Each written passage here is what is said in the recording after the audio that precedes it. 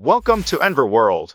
We're going to show you step by step. In this tutorial, we're going to go over how to swap Nvir tokens using Uniswap. In order to swap Nvir, you must have coins such as Ethereum available in your crypto wallet. Now, shall we start? First, go to the Uniswap website. Click the Launch App button in the top right corner, and then connect wallet to link with Uniswap.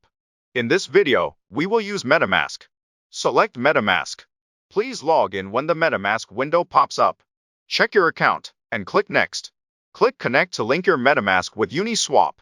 If you have finished connecting your wallet, return to Uniswap and click Token Selection. Please enter the NvirWorld contract address in the search bar. When you find Nvir, click Import. Then click Import again. Now you can swap the coins in your MetaMask into Nvir. Please note that the swap settings are automatically set to default, but you can also change them through the settings option.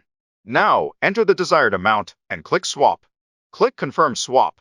A MetaMask window will pop up, where you can check the final price of the swap along with the gas cost incurred during the transaction. Click Confirm. Congratulations! Nvir tokens have been created in your wallet. Now enjoy Nvir to its full potential. At NvirWorld, anyone can become an artist.